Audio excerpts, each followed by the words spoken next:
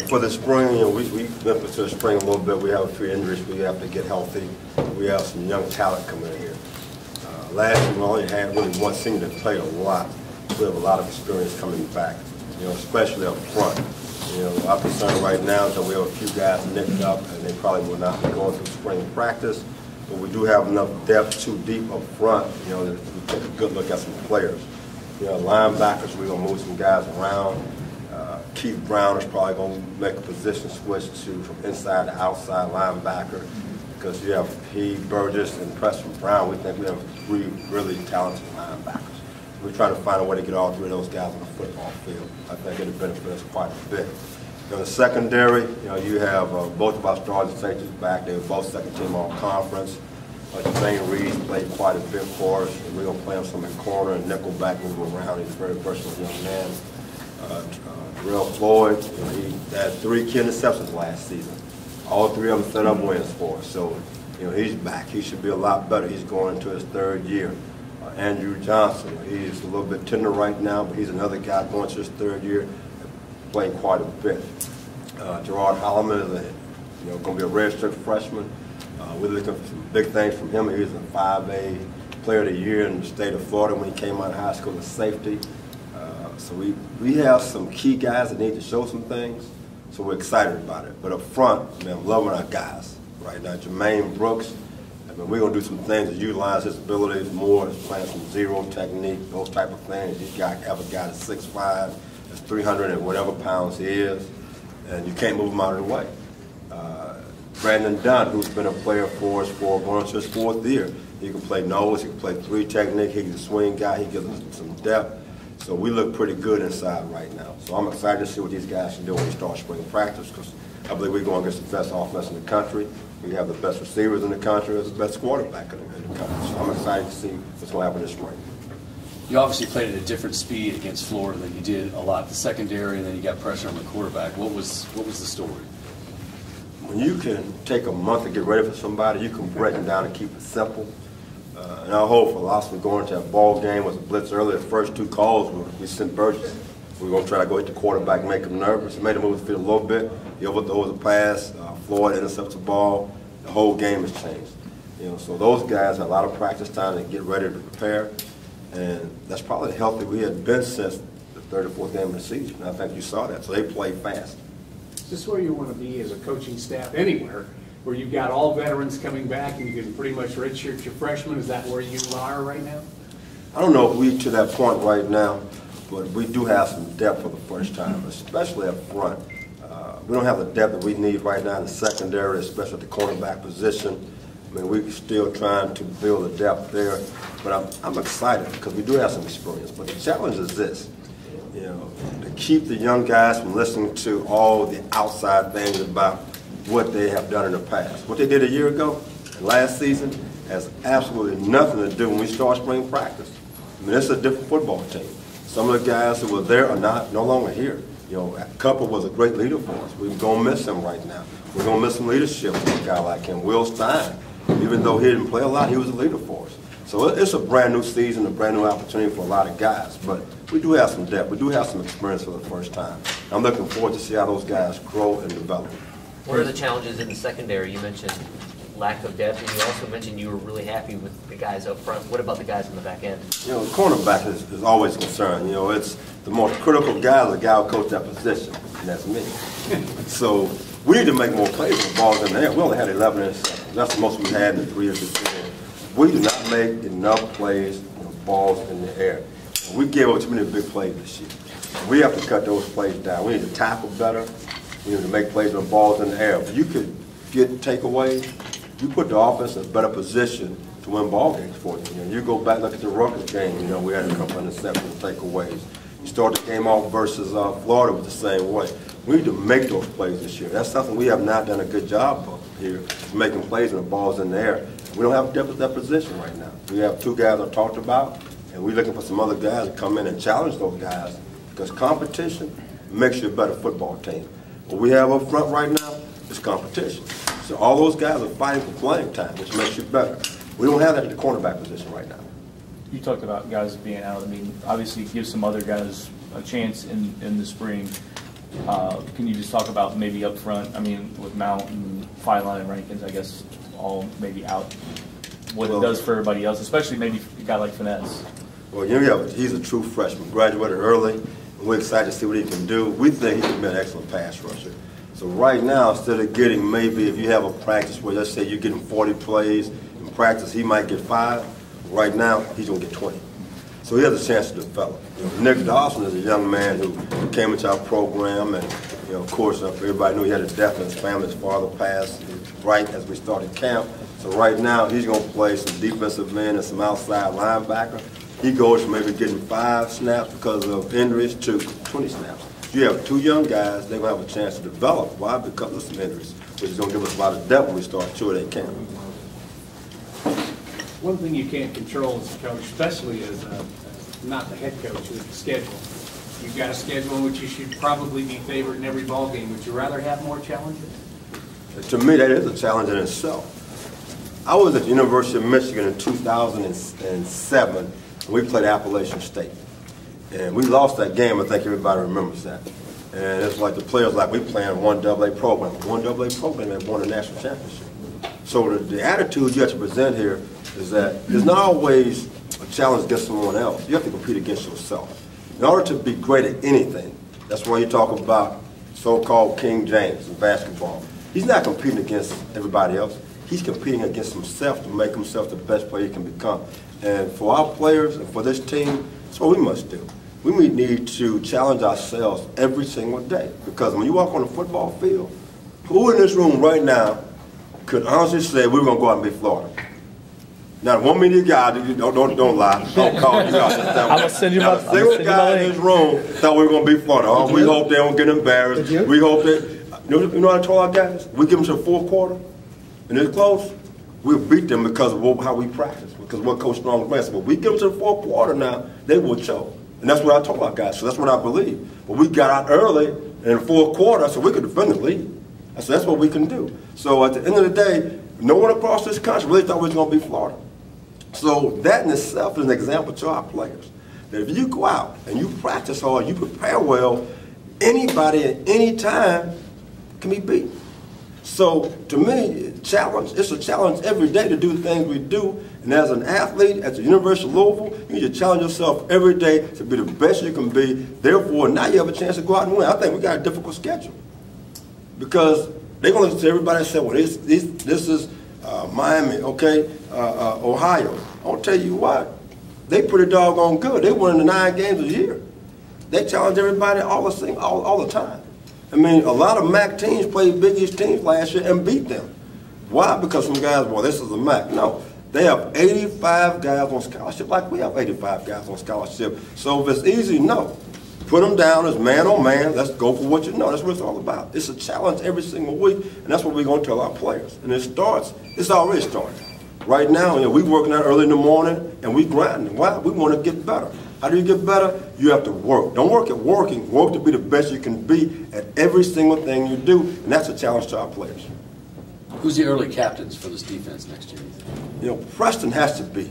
He had a great bowl game. Right now, everybody across the country, who is that number 2? Well, I challenged him. How come they hadn't said that game 1, game 2, game 3, game 4? Why did you just say it just now? You've been playing the whole year. So he has to step up and be a leader for us. Calvin Pryor has to step up and be a leader for us. Since he's been playing for us, he started a year and a half ago, our defense has played better. Hakeem Smith has been an all-conference player for 3 years. He has to continue to do what he's doing. Marcus Smith is going to be a senior. He has to get it done. Brandon Dunn is going to be a senior. He has to step up. So we have some guys in position to do those type of things, but now they have to go out and show it every single day and everything they do. Not just on the field, but off the field, whether it's going to class, being on time for class, sitting in the front row. It's the details you have in every aspect of your life. I'm done? Oh, it's a beautiful thing. How do you get, Coach, how do you get more consistent next season, game to game, where you don't have the scenario of Teddy, having to, play catch up or just keep matching the other team's scoring? It's preparation. It's preparation, and the thing is this, as we talk as a staff, as we talk to our players, the players have to become an extension of us. In other words, they need to understand every detail of the defense.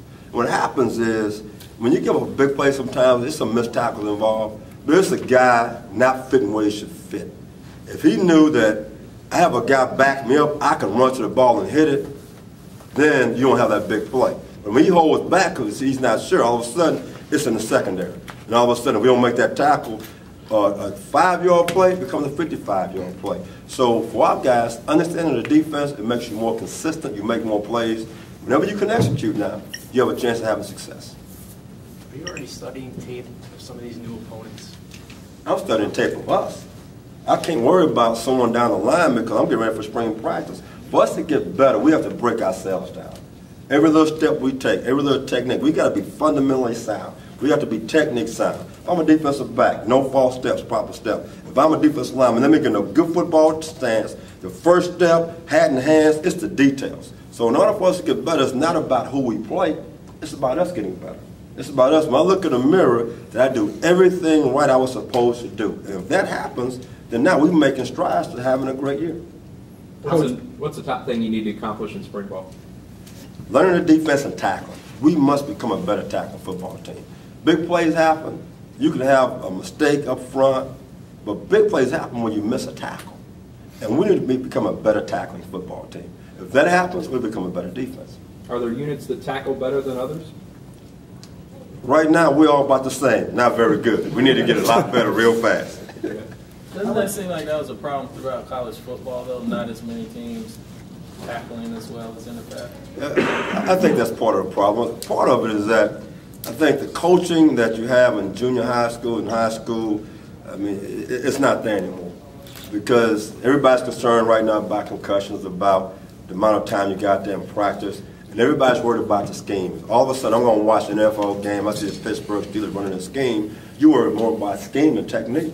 And the thing that we're going to work on is fundamentals. The fundamentals, again, is getting in the proper stance first. Take the next step, be in a football position, and now teach them how to tackle. It's a technique. And that's what you have to work on. And right now, across this country, most people don't work on that. We're trying to trick people, scheme people. Let's get back to the basics.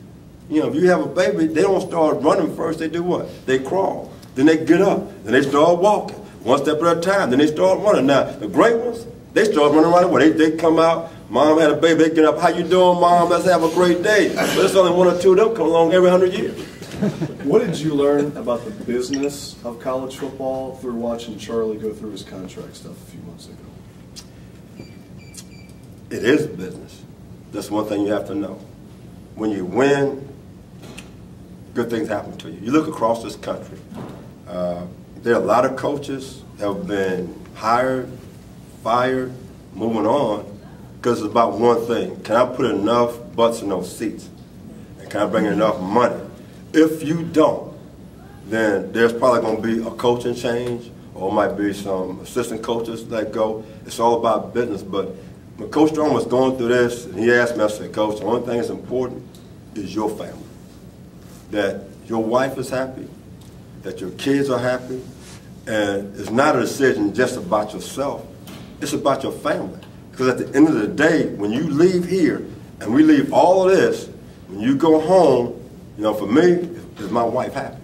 You know, I'm finna be old. So my thing is, at the end of the day, is my wife happy? If she's not, I'm doing the wrong thing. Because at the end of the day, it's about family. When all the lights go out, that's the only thing that matters, is family. And he made a decision based on his family. And that's what it's all about, nothing more, nothing less. And when we go recruiting, when we tell the parents, we are now an extension of your family. You are a part. All these kids, 85 of them, I have 85 sons. And I got to treat them like I treat my own kids.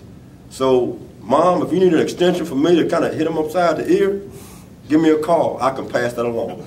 Are any of the sons those babies that come out running right away? I don't know that just yet. You know, I'm still waiting to see that. How much difference has it made, now that it's been an impact for quite a while now, to going to the ACC, been in recruiting? People are talking about it right now. A year ago, you should go recruiting with Coach. You're in the Big East. Well, no, we're in the Big East for one more year. We're going to the ACC. You know, I recruit in Indianapolis, and in the city of Indianapolis is Big Ten country, ACC. We try to make a push to recruit there, for example. So now, as I go back in there, now I can say, in another year, your class, 2014, we're playing in the ACC.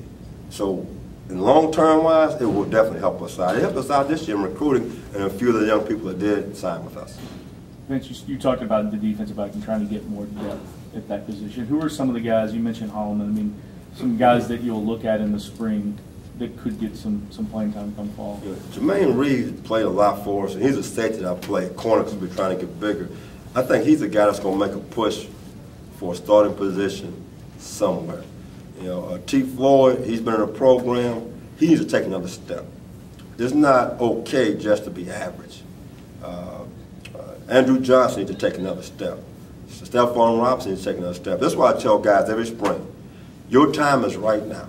And it's not personal. When these freshmen come in and you didn't have the spring I thought you had, you will not be on second team, you'll be on third team, you move on. And that's what life is all about. I mean, today, little kids get a ribbon just for trying things out. When I came through back in the 60s, it was first, second, third place, give you a handshake, goodbye, and good luck.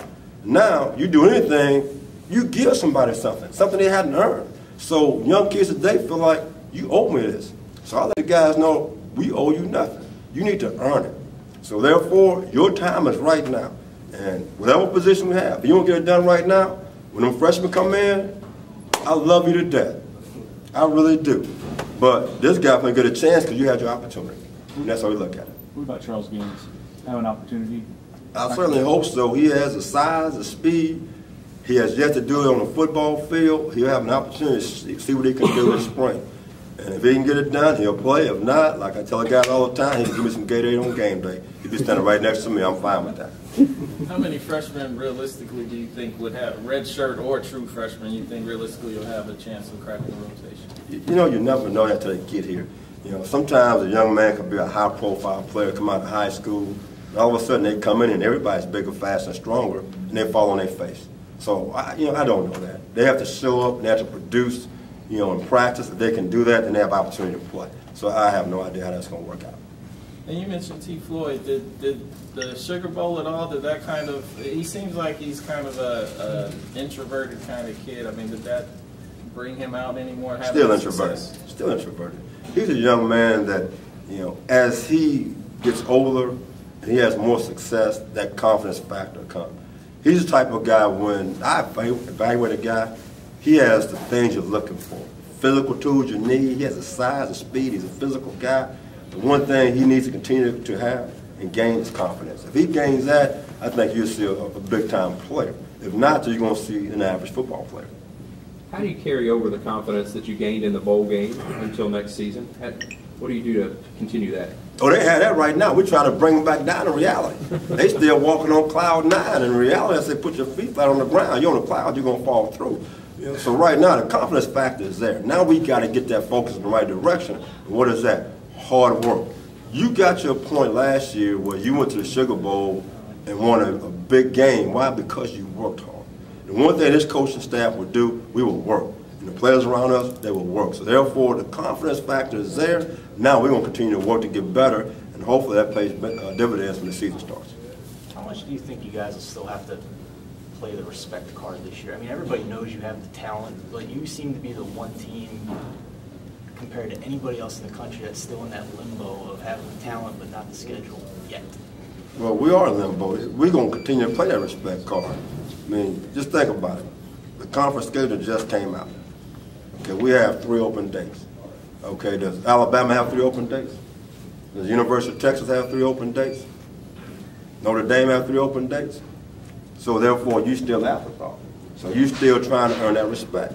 I mean, those top 10 teams, you're not going to spread their season out that way. And I know people say, we want to see these guys on television, this and that, but you stretch the season out now, that makes it difficult because it hurts you in recruiting. It takes some recruiting time away from you. So great teams don't have 3 open dates. So at this point in time, we still don't have the respect that we need, so we have to earn it. We have to earn it. We can get 55,000 people in the seats week in and week out. Then you have that respect. So we don't have that respect as of yet. Speaking of that, how much room is on the train still? There's a lot of room on the train. It's just a matter of time. I told them 2 years ago, and you guys didn't believe me. Oh, coach is crazy. I told them to get on the train. Then I say it's coming, and it's still rolling. We still got a place to go. We still got some time. We're not where we need to be just yet. We still got to recruit. We still got to work hard. But the expectations, we got there a little bit quicker than people expected us. We still have a long way to go, but it is rolling. And I like what I'm saying. We just got to keep on working. What's the number you think would be a good spring game attendance here? 25,000. I want to be nice. I wanted to say 40, but sometimes we have a hard time getting that many people to come out of the parking lot to come into the game. Because you know what? I don't care who you play. You should show up. I spent 5 years at the University of Michigan. They didn't care who we played.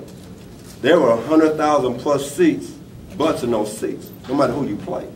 So it's not about who you play, it's about coming to support the team that's your team. That's what it's all about. And we have outstanding fans. What happened in New Orleans, that was a wow factor. I still can't believe it. That shows you the love and the attitude that the fans have for this football team, this university. We expect to see the same thing the first ball game. When we go through the parking lot, we have the car walk, we should not be able to walk through there.